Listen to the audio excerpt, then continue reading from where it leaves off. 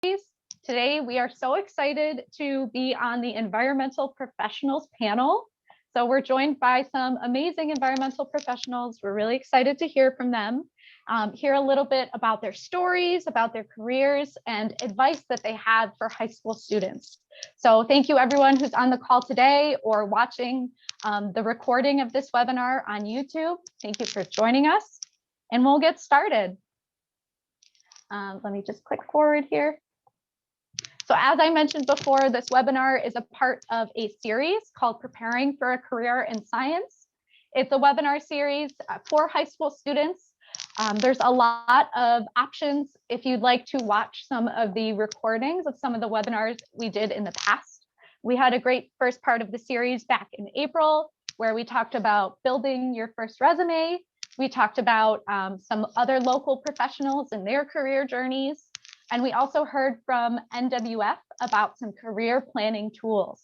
So today we're on that fourth webinar, Thursday, May 20th, with the Environmental Professionals panel.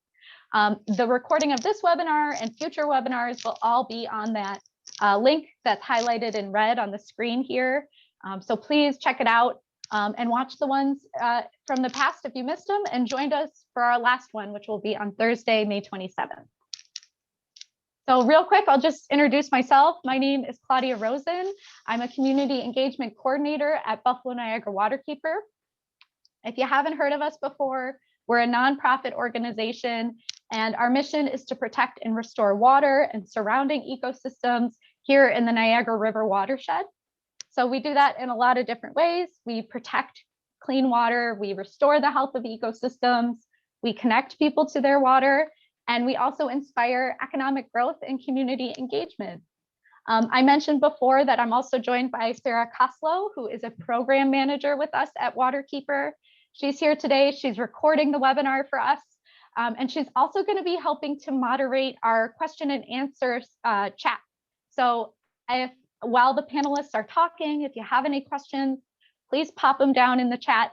And we'll also have some time at the end for a question and answer session. So that's kind of some housekeeping things. Before we get started, I wanted to just take a moment to reflect on where we are. So I mentioned before that Waterkeeper focuses our work in the Niagara River watershed. So that's what this map is showing here on the screen. The yellow area is the Niagara River watershed. I put a little star where I'm calling in from, which is down in Derby, right on the edge of our watershed by 18 Mile Creek. Also marked on here is the city of Buffalo and the city of Niagara Falls. So if you could just take a second and think about where you're calling in from today, where your star would be on this watershed map. And it's pretty cool that we live in such an amazing area. You'll notice the Niagara River watershed is connected to both Lake Erie and Lake Ontario, two Great Lakes. So we're a part of the Great Lakes Basin, which provides fresh drinking water for millions of people. And I hope that by maybe considering a career in science, you're also thinking about stewardship and how you can help protect this amazing natural resource that we are so lucky to live near for the future. I also wanted to acknowledge that I am recording and hosting this webinar from the original territory of the Haudenosaunee, which means people of the Longhouse. The Haudenosaunee settled in this area long before Europeans arrived. And we just want to acknowledge them as the past, present, and future caretakers of this land and water. This map is showing the historic and current Haudenosaunee territory in New York State. And you can also check out the link below if you visit other areas, other states, or Canada, and explore some other Native peoples' territories. So I'll get us started right off by introducing our first panelist. I'm so excited to hear from Helen Toledo. Helen is an environmental educator, a nonprofit founder, and a first-generation college graduate. So Helen, thank you for joining us today. We're excited to hear a little bit about your story and any advice you might have for high school students. Hey, thank you, Claudia. All right, let me just share my screen real quick. Sure thing, so I'll stop sharing mine. All right, hi everybody. My name's Helen Toledo, and I know today we were gonna share some stories. Just before I tell you my story, I'm going to tell you a little bit about what I do. So I am a GIS specialist. It stands for Geographic Information Systems. I am also an environmental educator and nonprofit founder, as Claudia said. And part of what I do on a day-to-day basis is tell stories and educate through map making, data analysis, and storytelling. So I thought the best way to talk to all of you today would be showing my story map, which is something that I use all the time with GIS education. And I'll just go ahead and get started. So to be honest, I've actually used this multiple times. I've used my story map as a different form of a resume just to make it a little bit more visually appealing. I really think GIS is something that is multifaceted and that everyone can use. So this was just a picture of me. I was actually down in 18 Mile Creek, and I always like to show that one because it was such a beautiful day. So I graduated with my bachelor's degree from UB, and I got my bachelor's in environmental geosciences. While I was there, I did a study abroad in Costa Rica for a winter semester.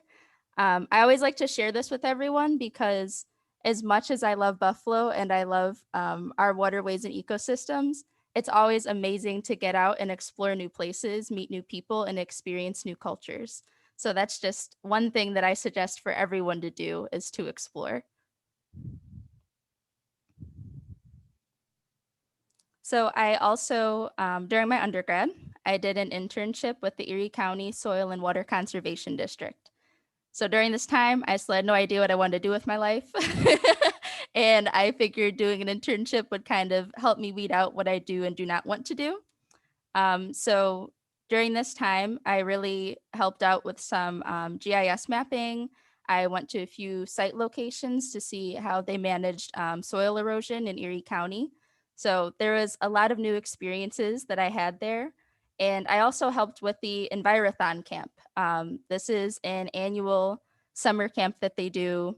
I'm not sure how it is with COVID at the moment, but it's to encourage high school students like all of you to learn more about our local environment and see how you can get involved.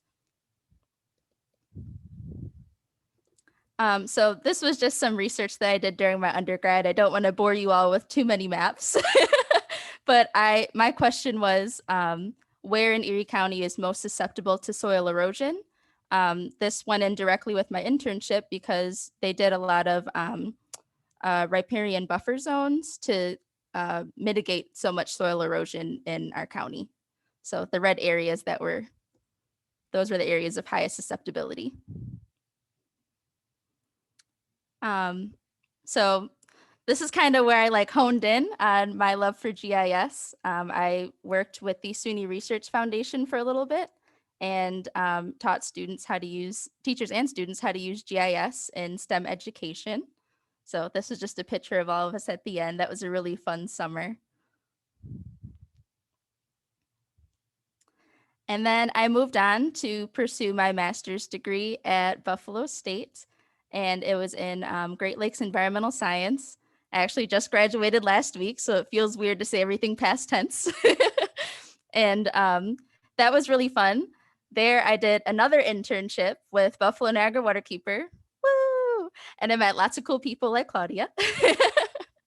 And during my time there, I really kind of honed in on the fact that I love outreach and education. I love talking to people. I love sharing my passions with others, and working with them really kind of highlighted that and made me realize, okay, this is what I want to do. I want to continue to educate and find ways to do that. So shortly after that, in May of 2020, Be Well was born. I really enjoyed working in the nonprofit sector, so I created a nonprofit of my own. It stands for Buffalo Women of Environmental Learning and Leadership. And I can't even begin to explain how much we've done in such a short year. But really, what we try to do is encourage women to explore the natural environment, promote sustainability, and develop leadership skills through environmental stewardship and community engagement.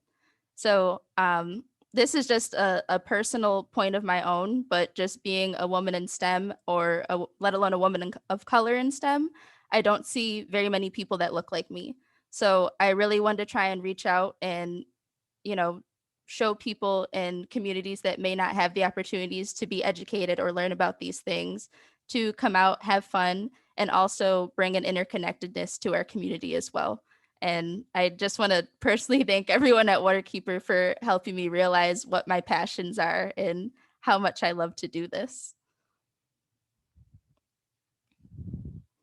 So speaking of accessibility, this was just another map that I created. Some of the research I did during my master's degree is how accessible are green spaces in Buffalo and Erie County.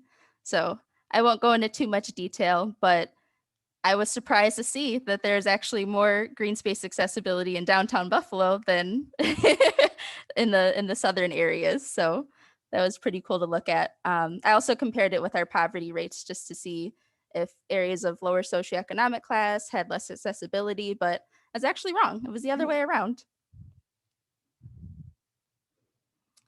And then, not to eat up too much of everyone's time, I just want to tell you what I'm doing currently.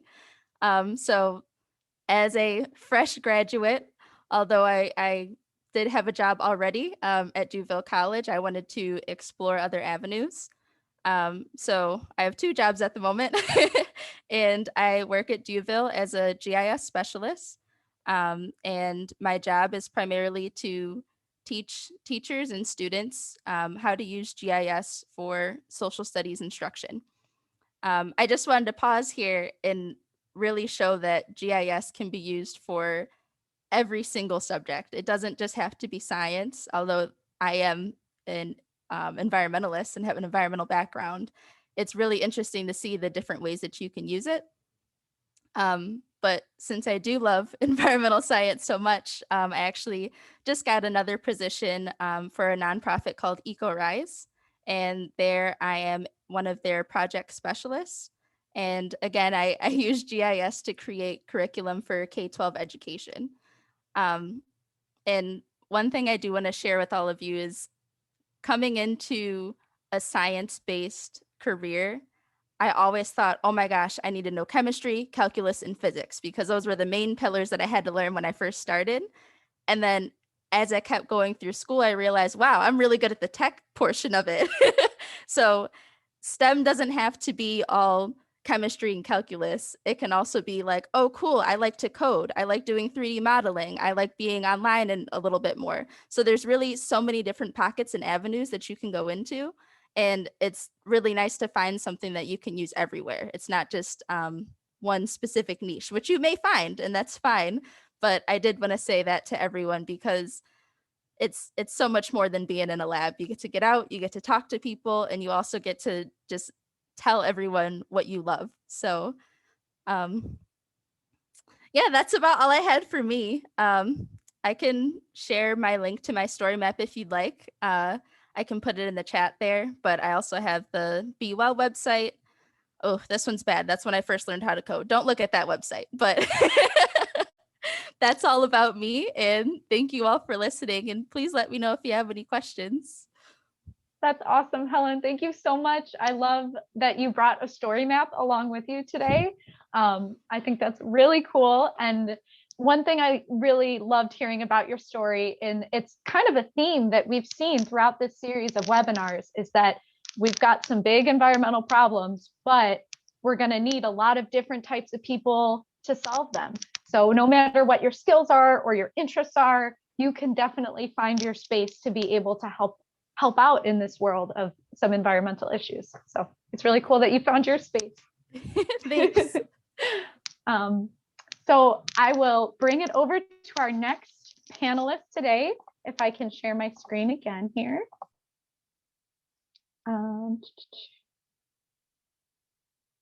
See if I can remember how to use PowerPoint. Okay, so I'm really excited to introduce our next panelist, who's Marissa Boyer. And I'll just tell you a little bit about her. After pursuing degrees in biochemistry and physical chemistry, Marissa has moved into environmental education as a way to bridge the gap between the research and education sectors. So Marissa, we're really excited to hear a little bit about you, your career journey and your story, and any advice you might have to share with the high school students that are on this call today. Uh, yeah, so it is quite a journey. So we'll get started, and it's actually probably well fit in next after what Helen said about calculus and chemistry and being in a lab.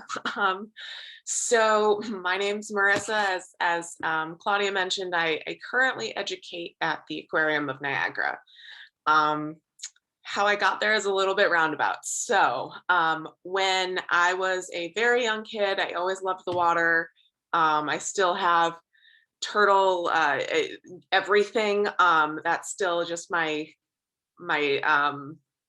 just my animal, I guess. So I always knew I loved the water, but I was always really drawn to science. And for a while, I thought that what I really wanted to do was be in a lab. I loved being in a lab. I loved doing all of that technical, practical stuff. So I went to St. Lawrence University in upstate New York as my undergrad, where I pursued biochemistry as my undergraduate degree. And you'll notice throughout my entire story that I also choose to do things that I love.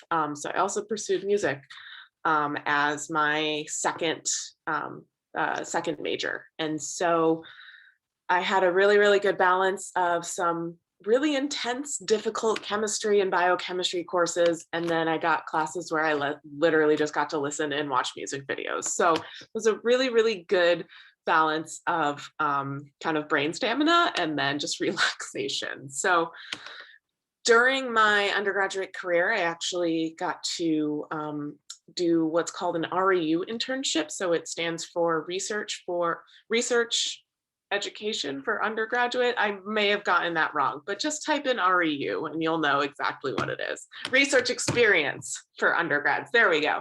So my internship was with the Marine Institute at UNC. So I was down in right next to Beaufort, where the Duke Marine Lab is as well. And so I got some experience doing marine research, because by that time I was really still interested in bringing that lab aspect into marine science. So for my internship, I was really looking at how different nitrogenous compounds will affect what we call cyanohabs. So harmful algal blooms. So when you see lakes that are just this neon green, that's not great. So those are what we call habs. They are really, really bad for the ecosystem. And so we were kind of doing research on trying to figure out what's causing them to really bloom in specifically Beijing, China. So I was doing a lot of, or in that surrounding area. So I was doing a lot of kind of remote data. And then I also got some field experience. So I went on some shark tagging excursions. I got to dive. I could not speak more highly of that experience. So as I was starting to think about graduation, I knew I was not ready for grad school yet. So my decision was to just throw out pretty much my resume wherever they would take it. I threw it to different I just wanted some lab experience. So I wanted to learn kind of all of those different methods, get some more like firsthand experience in the lab, doing all of those techniques. So literally probably applied to 50 to 100 different jobs. I just threw my resume out wherever they would take it.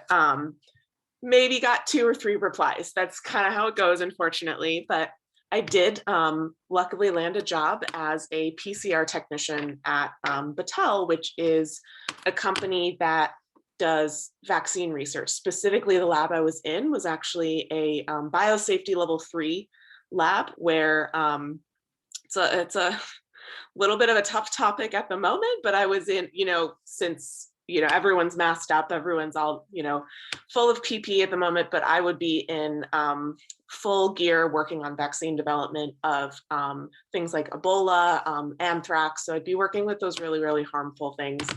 And for those 2 years, I got tons of really, really great lab experience. I loved it, but I just didn't feel super passionate about it. It wasn't, you know, I was enjoying the day to day, but I wasn't really excited about the overall, you know, concept of things. So I started to look finally into grad school. Everyone I talked to said, you know, you want to do marine chemistry, get a biochemistry degree first, go to get, you know, your general PhD in chemistry, and then do a postdoc in marine science. So I thought that was what I should do. And I found myself at Ohio State University in the chemistry department pursuing a PhD. I get 2 years in, realized that I could not be more unhappy with the program. You know, I was doing fine with the lab work. I liked the lab work, but at the same time, I wasn't passionate about it. And what I started to realize was where my strengths lie were explaining science to non-scientists, something that is not very common in the research world. It's in fact probably looked down on in a lot of research realms, and I just had a big problem with that. And I was also just missing the environment. You know, working in a lab, my research was interesting to a lot of people, not super interesting to me. So I was doing X-ray crystallography of proteins, solving their structures. Cool to talk about, but something that I wouldn't want to really do for the rest of my life. And so I can talk your ear off about the inner ear because that's where the proteins that we were working with were. But at the end of the day, did I really want to do it for the rest of my life? Absolutely not. I wanted to get back into specifically the environmental education and kind of zoo and aquarium realm. And so thankfully, OSU is in Columbus, Ohio, where the Columbus Zoo and Aquarium is. So I started to volunteer there, realized that this is exactly what I wanted to do. And so similarly to my last year in college, I threw my resume out literally everywhere because I decided that I didn't want the PhD anymore, at least in this area. And I was going to just take my master's and find something else. And so I did graduate with my master's last year, I guess it was. And thankfully, my supervisor took a chance on my resume because it is a little bit unconventional for many of the environmental educators in the zoo and aquarium world, which is mostly based on experience and being out in that you know, area from pretty much high school on. It's very, very experience based. And so thankfully I made it here, and I've been here for just about a year as an educator. And what I really love is being that, you know, bridge between science and, you know, the general population who don't really think about it all that often. So I can have some really, really interesting conversations about chemistry in the water that people wouldn't really think about. And so even as, you know, I'm starting to think about where I'm coming forward, as you can tell, I'm not necessarily the let's stay in one place, like, you know, whether it's, you know, not to say I'm not going to stay at the aquarium, just I've already started to kind of think about where my career at the aquarium would go. So I'm part of the mentorship program where I actually, I'm bringing research back into the aquarium. So did I leave the research world? Yes. But I want to try to make it a little bit more accessible for people who aren't necessarily in that realm. So that's kind of where I'm moving forward with the aquarium. And, you know, if you can get anything out of my story, it's that you can change paths multiple times and still be successful. You know, I'm not thinking that this is my final journey. You know, my career is going to continue to evolve, and that's okay. So it might take just this really bad experience in grad school to realize what you really want to do, but it is worth it finally figuring out what you're good at and what you're really passionate about and finding that mix. And there are stressful days at the aquarium, but I go home and still love what I do. So that's really important. So that's my whirlwind of a story, but I hope you got something from it, and I'm happy to take any questions. Thanks, Marissa. That's such an awesome story. I have heard that question from students multiple times. If I don't know what I want to do, can I change? Can I switch my path in my journey? So I hope the students on the call or watching this recording are impacted by this like firsthand example of someone who is able to find what they're passionate about and switch along the way. I think that's really neat.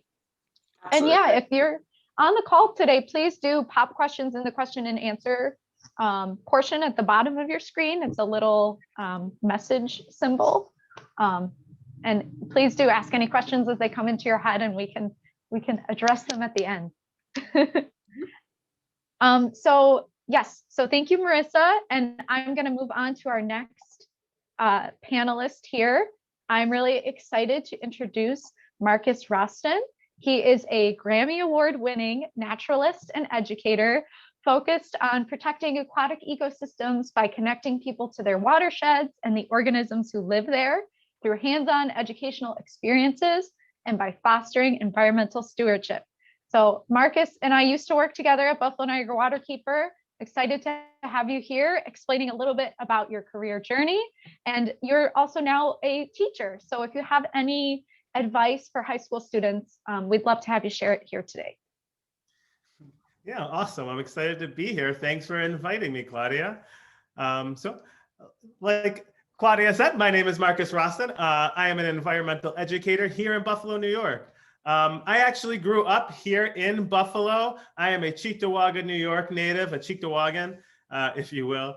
And when I was in high school, I absolutely loved two things. I loved being outdoors, and I loved not even as much, studying organisms or learning the names of plants yet, but just being outside and, running in the woods and really getting lost until my mother would come scream that it was time to eat dinner. And I loved music. I was a music kid. I was in musicals, song and dance. And when it came time to graduate, which some of you may be wondering, I was trying to figure out what that career path was going to be. And I was at a junction, one of my many junctions that I've been at. I'll tag on to Marissa and say that, yeah, definitely. My journey has also changed paths a bunch of ways, and I definitely encourage it to experience as much as you can. But that was one of my first junctions. I was deciding whether I wanted to go to school for musical theater, try and make it big on Broadway, or do I go into school for science, more biology based? I loved studying organisms. And I ended up going the biology route, thinking that it may be a little bit easier to get a job for job security wise. And also, it's fun to do music, but I didn't want to make it my job. It's great to keep it on the side. So I ended up going to the State University of New York College of Environmental Science and Forestry. Fun fact, longest name for a college in the entire country. So SUNY ESF, we shorten it to. And I ended up going for aquatics and fisheries science at first. And my goal was to help restore Lake Erie to its once majestic beauty, which I laugh at myself now when I said that as a senior because I had no idea what it meant, or how big of the problem that Lake Erie has and how large of a solution that we need to solve it. But that's what I wanted to do. I knew I wanted to study water and fish because I always had that connection. I ended up loving the biology side of it, and I ended up finding myself getting a little bit scared of the chemistry side of it. So I ended up switching my major midway through college. I also highly recommend if you get into a major, try it out. If you don't like it, don't be afraid to switch. I ended up switching into environmental education and interpretation. And the reason I made that switch is because I loved learning a little bit about everything. This major allowed me to take dendrology, the study of trees, mycology, the study of mushrooms, mammalogy, study of mammals. What I like to say is I was able to take classes in all of the ologies, all of those hard science classes, but I was able to do the environmental education side and essentially, like Marissa said, translate all of that science language, all that research heavy lingo into something that the general public could understand, essentially like a translator or an interpreter. So I ended up switching in environmental education and interpretation. And after college, I did what I like to call the internship and the seasonal route, essentially. Going that more experiential route, I highly recommend if you're ever looking for an organization to get experience with, the Student Conservation Association, or the SCA, is who I have to thank for getting my basics or my base started in this field. Because I grew up in Buffalo, I didn't go anywhere other than Allegheny State Park once a year for vacation. The first time I got on a plane was when I was getting ready to go on my first internship with the Student Conservation Association, which was working for the US Forest Service in Juneau, Alaska for the summer. So I was terrified of, oh, I've never been anywhere. Suddenly you're sending me off to Alaska to live for 3 months in the summer. What am I going to do? I was terrified. And that's when I got one of my best pieces of advice from one of my mentors in college was, Marcus, you can do anything for 3 months, which was great for that internship of like, I was terrified I was gonna get cabin fever. I was gonna be all alone. I didn't know what I was gonna do. But what that advice helped me realize is to take these chances on some of these experiences. And if you don't like it, especially for internships, they have an expiration date. You don't have to do it for the rest of your life. Try it out. So I did that. I suddenly was flown into Juneau, Alaska. I was living in a temperate rainforest 1 mile away from a glacier. I got to watch sockeye salmon migrate upstream and black bear fish them out. It was an amazing experience. And I got to teach the students, or well, they weren't students because it was over the summer, but children in a summer camp, all about the wondrous nature around them. I absolutely loved it. I continued to do a couple more internships with the Student Conservation Association. I worked as a park ranger at Grand Canyon National Park, leading hikes and tours on the rim of the Grand Canyon, educating the visitors that showed up about all of the natural beauty and the geologic beauty of the Grand Canyon.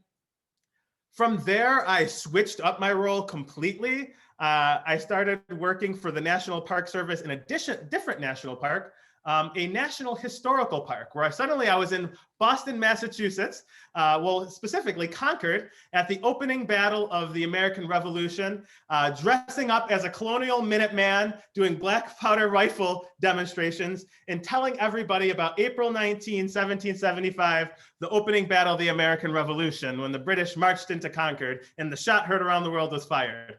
Not in my background at all. I didn't know anything about American history other than what you learn in US history. So that was one of those roles where it was like, all right, we are taking a chance here. I know I like the National Park Service and teaching people. So I had to learn a lot about history, but what that taught me was, you know, you can mold and kind of switch your careers. And even if you don't know you like something right off the bat, I walked away. I now have a huge appreciation for US history, more than I ever thought I would before I took a chance on that position. And it was after that that I just ended up moving back to Buffalo. And I got another internship with the DEC at Rhinestone Woods Nature Preserve, doing the typical environmental education role, leading hikes and tours on the preserve, going into schools and doing programs. And I absolutely loved it. That's when I took another junction. I ended up getting the role where you can see me pictured there. I ended up switching over to the United States Fish and Wildlife Service as a biological science technician. The reason that I also love ESF and the education I got in environmental education, and mostly being able to take those hard science classes, is that it allows you to also pivot a little bit. So I actually got to play the role. I was a biological science technician, so a fish and wildlife person going out doing fish surveys. So what I did was go out on a boat with all different fishing gears, electro fishing boats, nets, little traps, and we would catch as many different fish, invertebrates, and plants as possible to make sure no new species show up. So that was an awesome job. Got to go on a boat each day, got to catch as many fish as possible. It was where that photo was taken, where on the Niagara River one day, we caught a surprise 14-inch goldfish that was not supposed to be in the Great Lakes. As an example of an aquatic invasive species that someone let go. But it was a great experience working as a fish and wildlife tech, doing more of that kind of background biological role. I also got that experience working with the DEC, doing things like bird surveys. I enjoy it. A lot of people look at me funny when I say I got to wake up at 3 in the morning, drive an hour out to the middle of a swamp to kayak so I could see the sun rise and listen to all the birds that were calling and simply just write down what birds that I was hearing from what direction. You can get paid to listen to birds. It's super fun. And it was a great position, kind of learning a little bit more about the biology and habitat management, of how cool a swamp can be. Don't even get me started on how cool swamps are. But that's when I actually ended up switching over to Buffalo Niagara Waterkeeper, switching hats again as a community engagement coordinator. At Waterkeeper, I helped protect the Niagara River watershed by organizing their trash pickup programs, their waterway cleanups program, by mobilizing thousands of volunteers a year to pick up trash, over 20 tons in a year from our different waterway sites. So that's when I kind of switched roles again and was a little bit more behind the scenes, organizing groups to get together and pick up trash, helping to protect that waterway through more engagement and stewardship, empowering people to be able to, protect what's around them.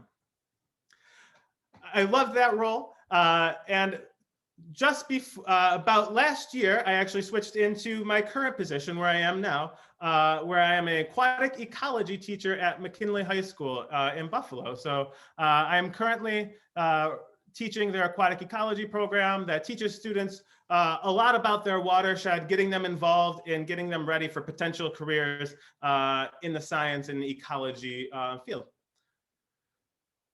So in a roundabout way, like Marissa said, like if you take away anything from my story, it's that you can try anything out for 3 months. You could try anything out for a term, get out there and experience what jobs are out there. And if you go into this field, you can use that as not only experiencing different jobs, but also experiencing different ecosystems, different habitats. Try and spread your wings and experience other locations outside of Buffalo. You never know what experiences could be out there and what might trigger a new love or a new passion for you. So get out there, explore, take some risks, go for those positions that might spook you a little bit. And try it out, because guess what? If it's not the perfect position, you can always pivot, find something else. As long as you are committed, you work hard and you try, you can forge a way forward, whether that be an educational route, where you go into school, whether you have that experiential route, you can make that work as much as you want it to happen. So get out there and experience it. And yeah, if you have any questions, definitely let me know. I hope that I gave a succinct journey to a very zigzaggy timeline. That was awesome, Marcus. Thank you. I love that advice. I haven't heard that before, but I think that advice is so good, especially for high school students, that you can do anything for 3 months. I know a lot of the professionals I've talked to in my own life, lots of folks start off with internships and seasonal jobs, no matter what sector of the career you're in. So that's great advice to try something new. No matter what you're doing, you're probably learning a lot and gaining some transferable skills that might help you wherever you're going to end up in your career journey. That was awesome. You never know what could help you for what career. So get those varied experiences, because you never know what could help some other aspect of your journey. So right. That's really great advice. So while I flip to the next slide, I would like to ask people that are on the call today, if you have any questions please type them out at the bottom of the screen in our question and answer section, because we are at the question and answer section of the webinar today. And we're so lucky to have these amazing panelists with us. So please use them as a resource. Ask questions if you got them. If you don't, I have some questions for the panelists that I'd love to hear answers to. I'll give it a couple seconds, but then I'll ask my first one. And if we don't get any, maybe people will ask in the meantime. Okay, no questions. I don't want to waste too much time. So I'm just going to ask my first one. And please, if you have one, type it in the chat and we'll ask it next. So my question that I was thinking of as everyone was talking is, I'd love to hear from each of you if there was a time in your career where you learned a lesson that really helped you throughout the rest of your career journey so far. So if you have any stories about maybe an experience that helped you learn a lesson, I'd love to hear. I'd love to hear. And you can, unmute yourself or raise your hand. Yeah, Helen. Okay, so this was spring of 2019, and my GIS professor pulled me aside, and she was like, "Hey, I think you'd be a good educator. You should apply for this position." And I read the position description, and I immediately said, "No, I don't think you have the right person. I don't understand." And I severely doubted myself. Like it took her like encouraging me a few times. She's like, "Come on, just apply. Like, you never know. Like, this might be good for you." And I finally applied. I did interview for it and I got the position, and I cried because I did not think I didn't think I had the skill set to do what she was asking. And that first summer experience I had with G-Test and teaching STEM related GIS education to Buffalo and Niagara school teachers and students was by far one of the best jobs I ever had. So I guess the lesson that I learned is you gotta take that step past doubting yourself, and as I think everyone has said a little bit today, just throwing your resume out there, putting yourself out there. And it was a temporary position. It was just for the summer, and I loved it. Like so I guess my lesson definitely is to try not to doubt yourself too much, and if you do, push yourself past that and submit the application or resume anyways. I love it. That's a great story. And you ended up getting the job and loving it. That's awesome. That's awesome. Don't disqualify yourself, right? Like, Right. like don't knock yourself out. Let them knock you out. Yeah. Apply to jobs you're not qualified for. Like, you never know, because they might say, "Hey, we're not thinking about this job, but you would be perfect for this, or we'll keep you in mind for something else." Mm-hmm. So I think if you picked up during my talk, you'll realize that I took the advice of people who didn't necessarily know me. They were saying, you really should get a basic chemistry degree and apply that to other places. My gut was always telling me I really just wanted to be out on the water somewhere. But these people all had PhDs, and so I thought that was a qualification right there. And so if I can tell you anything, just go with what your gut is telling you. I know that's so cliche, and that's what everyone says all the time, but if I had, honestly, I think about it quite often, if I had pursued a different I had offers at different places. If I had pursued the environmental route, I probably would have, I would have been in a different place, but I would have saved myself 2 years of, doing research that I wasn't necessarily happy about. And so if your gut is telling you,